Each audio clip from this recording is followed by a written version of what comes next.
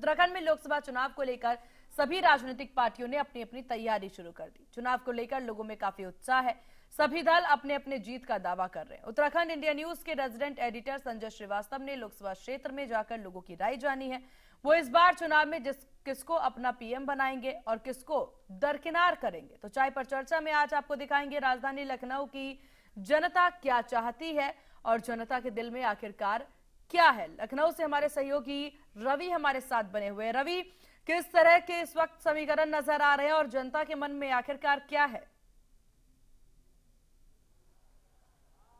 जी बिल्कुल, यहाँ पे कुछ लोग मौजूद हैं और जानेंगे कि इनके मन में क्या है। जो चुनाव होना है, चुनाव में किस तरह की सरकार चाहते हैं और अभी जो वर्तमान में सरकार है उस सरकार से कितना संतुष्ट है। सर, क्या नाम है आपका? मैं राजीव कुमार सक्सेना। अभी चुनाव की तारीख हो चुकी है, वोट भी पड़ने हैं, पूरे देश का चुनाव होने जा रहा है। किस तरीके की सरकार होनी चाहिए? सरकार ऐसी हो जो महिलाओं की सुरक्षा पे ध्यान दे, भ्रष्टाचार कम हो, कानून व्यवस्था बेहतर हो, ऐसी सरकार होनी चाहिए। अभी मोदी जी लगातार 2 बार से प्रधानमंत्री, उनके काम को कैसे देखते हैं? अच्छा है, हमारी नज़र में तो काफ़ी काम हुआ है, लेकिन कोई भी एकदम से काम नहीं हो सकता है, उसके लिए समय चाहिए होता है, लेकिन एक सही दिशा में काम हो रहा है, ऐसा मेरा मानना है। लगातार 2 बार से उनकी सरकार है, तीसरी बार भी हैट्रिक लगाने के लिए बीजेपी ने तैयारी की है। क्या लगता है कि उनके काम का कितना असर होगा?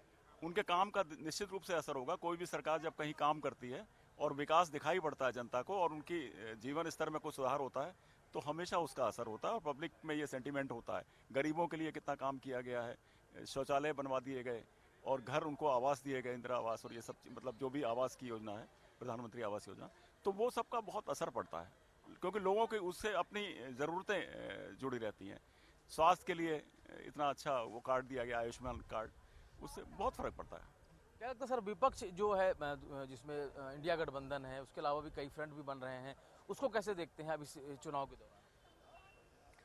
देखिए, विपक्ष पहले अलग अलग था, अब मिल गए हैं और मिलना इतना आसान नहीं होता है। हम किसी मकसद के लिए मिल सकते हैं लेकिन दिल मिलना बहुत मुश्किल होता है।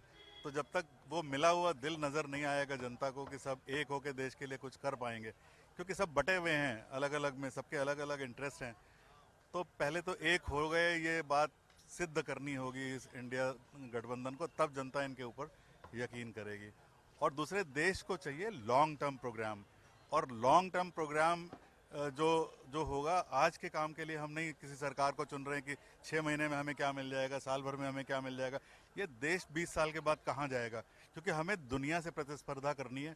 अगर हम वर्ल्ड लेवल पे कम्पीट कर पाएंगे, ऐसी सरकार हम बना पाएँ और उस इंफ्रास्ट्रक्चर को डेवलप कर पाएँ, तभी कहीं जाके हम तीसरी चौथी इकॉनमी बन पाएंगे वर्ल्ड की, और वो चीज़ें दे पाएंगे देशवासियों को जिसके लिए हम लोग प्रयासरत हैं बरसों से। ये हमारा मानना है। तो अभी आज की परिस्थितियों में तो हमें लगता है कि मोदी जी के सिवा दूसरा विकल्प को इतना तैयार है नहीं वो सब दे पाने के लिए। लंबे समय तक कांग्रेस ने देश पे शासन किया है, कभी कभी मिलके भी लोगों ने शासन किया, लेकिन बीजेपी की 2 बार से सरकार है। इस 2 बार से यानी 10 सालों के कार्यकाल को आप कैसे देखते हैं? पिछले समय के जो कांग्रेस पार्टी के समय में काम हुआ था और 10 सालों में क्या कुछ विशेष? देखिए, मैं ज़्यादातर कनाडा में रहता हूँ और मेरा भारत को बाहर से देखने का अनुभव है कि दुनिया भारत को कैसे देखती है। तो मैं जब 20 साल पहले भारत से बाहर गया था, तब एक देश की छवि क्या थी, हम लोग सड़क पे जाते थे, लोग पहचानते नहीं थे, कुछ लोग दाहिने बाएं हो जाते थे। लेकिन आज एक हिंदुस्तानी को जब कोई देखता है अमेरिका में, कनाडा में, यूरोप में, तो वो इज्जत से देखता है, हम लोगों को कायदे से बात करता है और हम लोग को रिप्रेजेंट करता है कि मतलब हम देश को रिप्रेजेंट कर रहे हैं।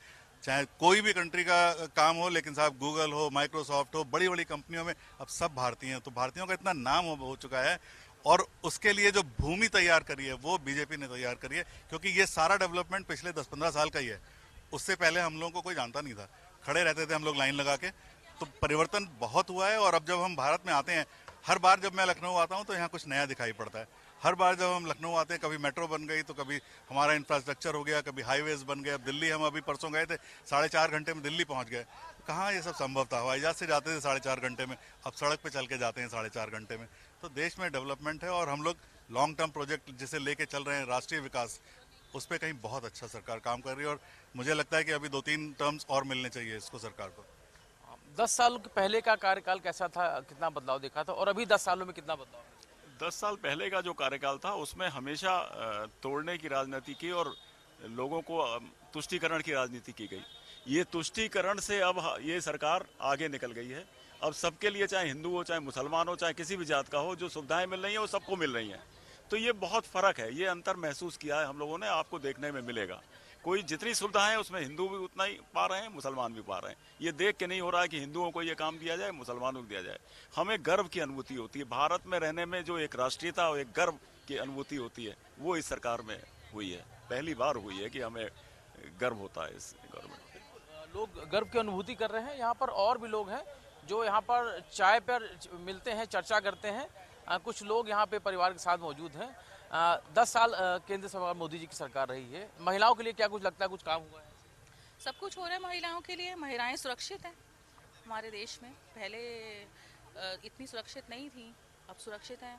और जैसे अभी पीछे मोदी जी कोई ना कोई लाते रहते हैं महिलाओं के लिए प्रोग्राम, तो जैसे बेटी बचाओ बेटी पढ़ाओ था, और भी सब चीज़ें हैं। तो हम लोग तो बहुत पूरी तरह से सेटिस्फाई हैं उनकी सरकार से, और हमेशा यही चाहते हैं। हमारे देश का नाम सारी दुनिया में उन्होंने बहुत बढ़ाया है, देश की प्रेस्टीज इतनी बढ़ाई है, तो हमारा तो उनको नमन है।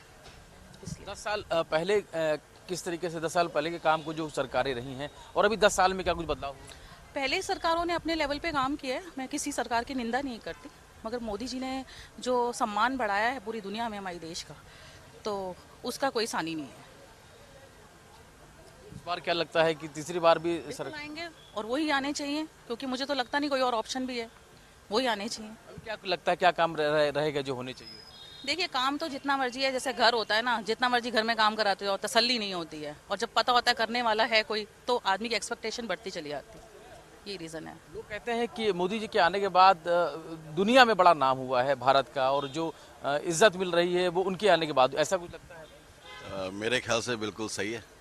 मैं मर्चेंट नेवी में जॉब करता हूँ, मेरा भाई यूके में रहता है, हम यूके से आए हैं यहाँ पे चाय पीने शर्मा जी की। तो हम तो जी मोदी के भक्त हैं। आप उनसे पूछो जो मोदी जी को लाइक नहीं करते। मोदी है तो मुमकिन है 2029 में भी वही आएंगे। आप 24 की बात मत करो, 29 की बात करो, 29 में भी वही आएंगे। क्या खास देखते हैं आप जो काम किया है? सब में, हर चीज़, एवरीथिंग। मोदी है तो सब कुछ है, नहीं तो कुछ नहीं है। कुछ का कोई विकल्प नहीं है, देयर इज नो ऑप्शन। और भी लोग हैं, महिलाएं खास तौर पे, सॉरी, ये बताइए किस तरीके से देखती हैं अभी 10 सालों में जो मोदी जी ने काम किया है, अभी क्या कुछ होना चाहिए था और अभी क्या कुछ उम्मीद करती हैं, क्या कुछ और विशेष है खास तौर पे महिलाओं के लिए?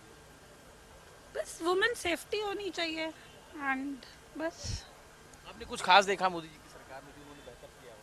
नहीं, मैं मोदी जी की भक्त नहीं हूँ। फिर भी अगर क्या लगता है, हाँ और भी लोग हैं यहाँ पर, उनसे बात करेंगे। आप लोग युवा हैं, आप लोग कुछ उम्मीद करते होंगे कि सरकार कैसी होनी चाहिए, क्या आप लोगों के लिए एजुकेशन के लिए, रोजगार के लिए कुछ सरकार का? नहीं, सरकार के लिए हम लोग बस ये सोचते हैं कि जो आज की युवा पीढ़ी जो है उनको एम्प्लॉयमेंट की ज़रूरत है मेजर, कि एजुकेशन तो चली ठीक है चल रही है, एम्प्लॉयमेंट बहुत ज़रूरी चीज़ होती है, और डेवलपमेंट होना चाहिए। इंफ्रा बढ़ रहा है देश का, ऐसी कोई बात नहीं, इंफ्रा बहुत बढ़िया बढ़ रहा है, रोडवेज बन रहे हैं, लेकिन एम्प्लॉयमेंट के नाम पे जॉब अपॉर्चुनिटीज़ मिली नहीं लोगों को। ऐसे हम लोग, अब पढ़ाई मिला, इस साल 12th खत्म हो गया, अब हम लोग सोच ही नहीं रहे कि जॉब करना है, बिजनेस के लिए सोच रहे हैं, क्योंकि जॉब है ही नहीं। 90-90+% अभी रोजगार मेले लग रहे हैं, कई बार हजारों लोगों को नौकरियां मिल रही हैं। अभी यूपी, अभी यहाँ पर एग्ज़ाम हुआ था, यहाँ पर जो पुलिस की भर्ती का एग्ज़ाम हुआ था, चीटिंग हो गई, रद्द हो गया पिछले 6 महीने में उन्होंने बोला ना। लेकिन काफ़ी साल से ये चीज़ हो रही है ना, उस चीज़ को एक बार देखे कि क्यों ये सब हो रहा है। और जितने 50 लाख लोग आए थे, अब उनकी तो उम्मीद टूट गई ना। बिल्कुल सर, कैसे देखते हैं अभी 10 सालों का काम है और इस बार जो सरकार हो वो किस तरीके की? ये बहुत बढ़िया सरकार है, इससे बढ़िया सरकार हो ही नहीं सकती। हर तरह से, सुरक्षा के पॉइंट ऑफ व्यू से देखो, बिजनेस पॉइंट ऑफ व्यू से देखो, इंटरनेशनल रिलेशनशिप के हिसाब से देखो, इससे बढ़िया सरकार हो ही नहीं सकती सर। और हमेशा यही रहे तो ये अच्छी बात है। 10 साल पहले जो सरकारें थी, कांग्रेस सरकार थी, उसके अलावा गठबंधन के भी लोग साथ में रहे हैं, क्या लगता है कि उनके समय में कुछ काम हुआ है या 10 सालों में ही काम हुआ? नहीं, काम तो सभी सरकारों में हुआ है, लेकिन गठबंधन की सरकार एक कोई अच्छा डिसीजन नहीं ले सकती। जो एक सिंगल मेड सरकार जो है अच्छा डिसीजन ले सकती है, वो नहीं ले सकती। कोई भी अगर रूल्स फॉलो करना है, उसके लिए बीजेपी 1-2 गवर्नमेंट अच्छी हो तभी हो सकता है। कांग्रेस में क्या है कि अब वैसे भी कांग्रेस धीरे धीरे खत्म होती जा रही है, अपनी आइडियोलॉजी को छोड़ती जा रही है, इसलिए सबसे बड़ी परेशानी यहाँ पर है।